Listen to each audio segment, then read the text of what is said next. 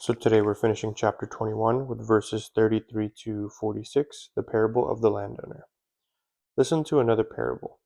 There was a landowner who planted a vineyard, put a fence around it, and dug a winepress in it, and built a tower. And he leased it to vine growers and went on a journey. And when harvest time approached, he sent his slaves to the vine growers to receive his fruit. And the vine growers took his slaves and beat one, killed another, and stoned another. Again he sent other slaves, more than the first, and they did the same thing to them. But afterward he sent his son to them, saying, They will respect my son. But when the vine growers saw the son, they said among themselves, This is the heir. Come, let's kill him and take possession of his inheritance. But when the vine growers saw the son, they said among themselves, This is the heir. Come, let's kill him and take possession of his inheritance. And they took him and threw him out of the vineyard and killed him. Therefore, when the owner of the vineyard comes, what will he do to those vine growers? They said to him, He will bring those wrecks to a wrecked end and lease the vineyard to another vine grower who will pay him the fruit of the proper seasons. Jesus said to them, Did you never read the scriptures? A stone which the builders rejected, this has become the chief cornerstone. This came from the Lord, and it is marvelous in our eyes. Therefore I say to you, the kingdom of God will be taken away from you and given to a people producing its fruit.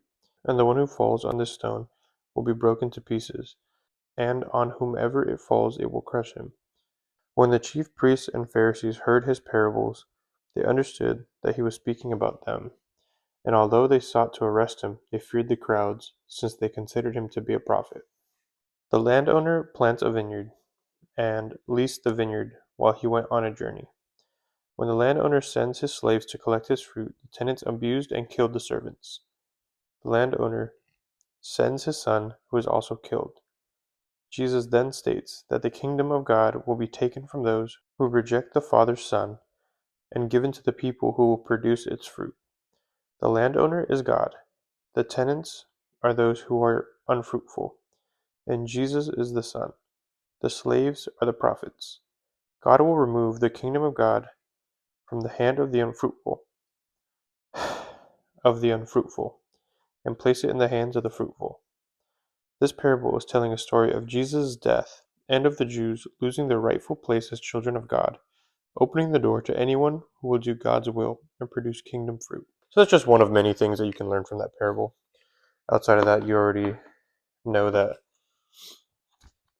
it is the chief priests and the Pharisees who are losing their rightful place because they're standing right now and are supposed to be the ones spreading the actual truth of God, which instead of having a relationship with God and actually listening to Him and obeying Him and doing His will, they are choosing to kind of do their own thing, and really just be very rigid, not loving, not kind, but more just like, hey, let's follow the rules. But those rules are not what get them to where they need to be, which is why Jesus came down to abolish religion. And people want to say, well, Christianity is a religion. There's a difference between having a relationship with God, and some people take that so crazy, right? They'll go, having a relationship with God, so you don't worship Him, you don't honor Him, you don't do anything, you just there's no time to entertain these people. Like, they are so lost. You can try to explain it to them if you want. As Jesus says, you do not throw your pearls before swine, so be cautious with that, because you'll just end up draining all your energy trying to explain something to them that they're not open-minded to actually hearing. But either way, I hope you learned something today. We'll see you tomorrow.